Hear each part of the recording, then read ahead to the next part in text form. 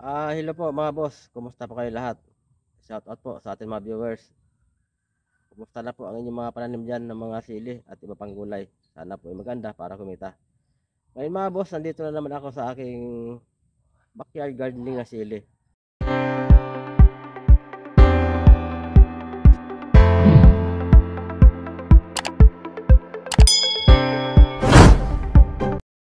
Hello mga boss, shout out po sa inyo lahat.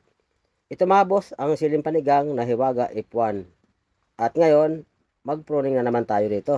Tatanggalin natin itong mga sangang inutil sa ilalim mo. Ito. Alisin na natin yan para malinis yung ilalim. Yan.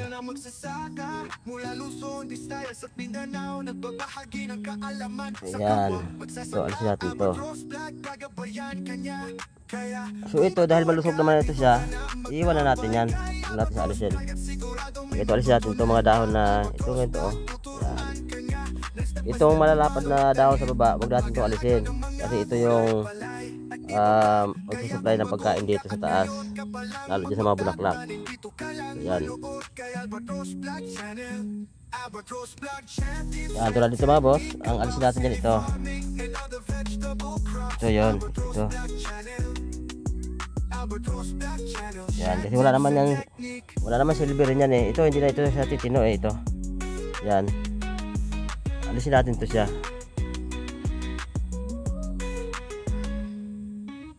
Yan.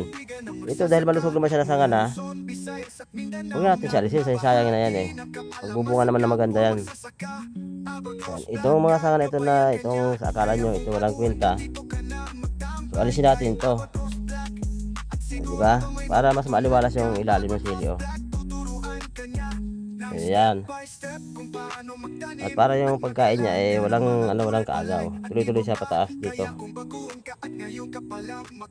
Ito mga boss yung yung Hiwaga F1. Sili panigang ito mga boss. Gawa ng squeeze.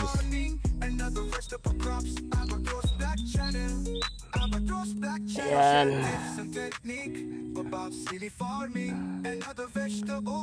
Konti na ito mga boss kasi backyard gardening lang ito. Ito na pang demo na namin ito. So, lang ito siya. 100 po na ito mahigit kasi ito siya, isang seedling tree ito. So yan. Ito alis natin ito kasi siya pangit eh. May ng klase siya sanga. Itong mga sanga mga boss na sa akala nyo eh malusog na maganda naman, pwede siyang wag na alisin kasi magbubunga naman na maayos yan. Sayang pa naman yan eh, sayang pa ibubunga niya. Pero yung pag-pruning kasi mga boss, kanya-kanyang diskarte kasi yan.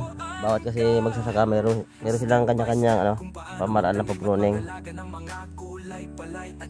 So ako naman, ganito ang diskarte ko sa pag-pruning. Yan. Itong mga sanga sa ilalim na hindi naman na talaga malusog, at sa akala nyo hindi naman siya bibigay ng bunga na maganda, alisin nyo na. Ayan, diba? Malinis yung ilalim, tapos andyan yung dahon niya malapad tira. Huwag natin alisin to. Ayan. Alisin ko to kasi mahinang klase ito sa kanya eh. Kayat siya eh, hindi siya malusog. So ito maliit ito. Diba? Ito dahil malusog naman ito, huwag na natin siya alisin.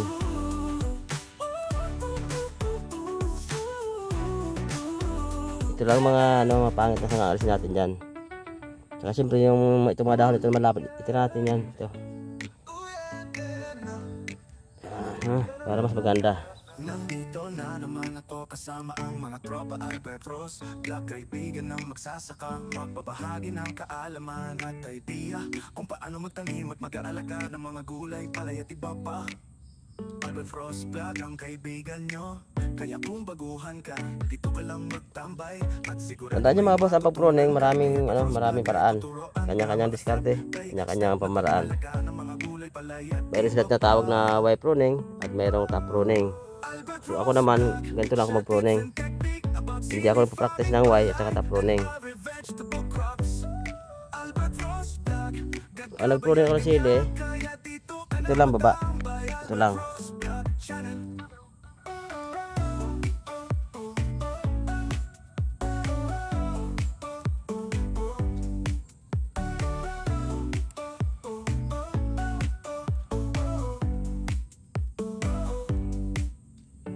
Ayan, okay na yan. Diba?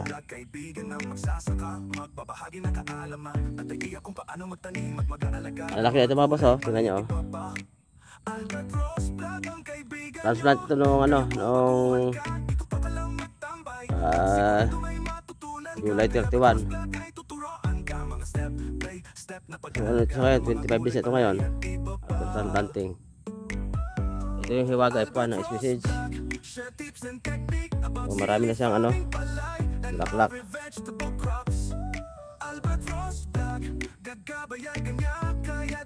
Kaya kailangan siya. At may mga buko na kasi, oh. May mga buko na siya mali ito.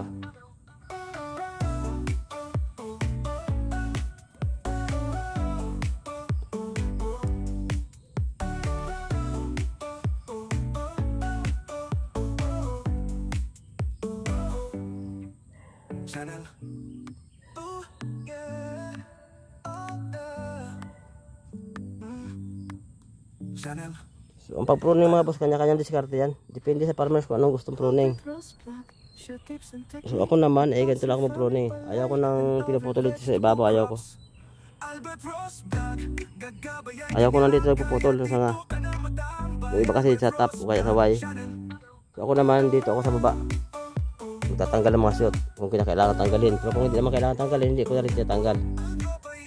Sayang pa yun, magbubunga pa yun eh.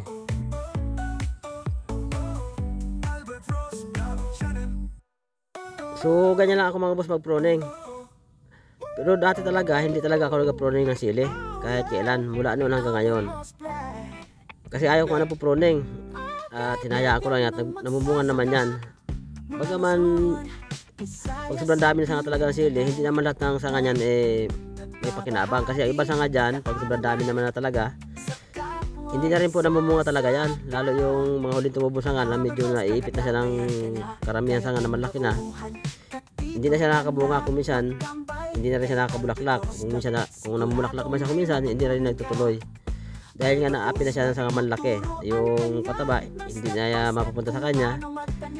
Siyempre mas malakas maghigop ng pataba yung malaki sanga rin. So pero dahil nga maraming nagko-comment sa aking video, maraming nagtatanong, sabi nga nila palagi, "Sir, bakit hindi ka nagpo-pruning?" Sabi man ng iba, bakit daw hindi nila nakita ako na nag-pruning. So kasi nga hindi naman talaga ako nagpo-pruning mga boss. Kahit dyan sa mga video ko, kahit napagmasdan nyo mabuti, wala akong video na sili dyan na na-pruning kasi hindi nga talaga ako nagpo-pruning. Kasi makikita naman dyan sa sili kung nag-pruning o hindi. Mahalata naman eh. Kung talagang isa ka sili farmers talaga na mahusay, yung sili pag nakita mo yan, kahit na hindi sabihin sa'yo na pruning, malalaman mo yung na pruning at saka hindi. Alam na alam yan, hindi pwedeng itanggi. Kasi ako alam na alam ko yung punong sili na pruning at saka hindi. Kahit na hindi sabihin ng may-ari, nakita ko yung puno, malalaman yan. Kahit sa video lang, malalaman yung na pruning at saka hindi.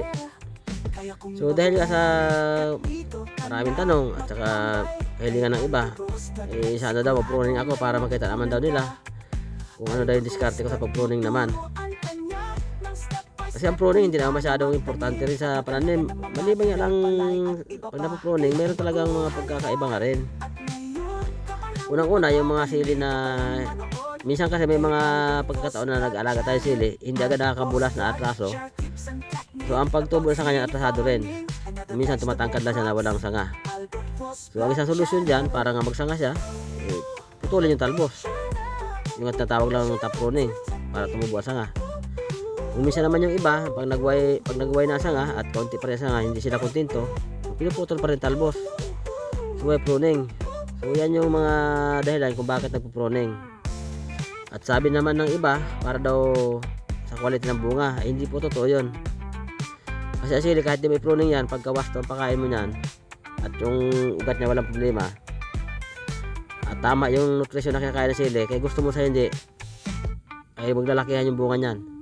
Basta-basta yung pakain nyo ng abono at tamang abono ang ginamit nyo, lalaki at lalaki yan. Hindi po pwedeng hindi. Subukan na yan sa mahabang panahon Ay ngayon naman, kaya ito siya ginawa na mag-pruning, kasi nga, maraming humihiling ng mga viewers natin at nagtatanong, di mag-pruning tayo. Kaya lang, ito yung ginagawa ko lang pruning. Ayaw ko mag-top at ayaw ko rin mag-wipe pruning.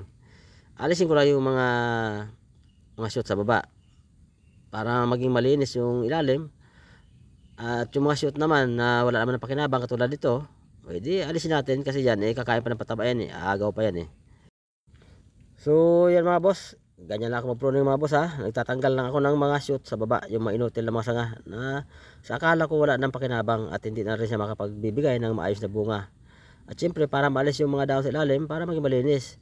Pero yung mga dahon na malalapad, hindi ko yan mga boss tinatanggal, iniiwan ko. Kasi yan yung humihigop ng pataba papunta sa ibabaw, pinapasa niya sa taas naman. So mga boss, hanggang dito muna ako mga boss. Bye bye muna, abangan ang next video. Bye bye.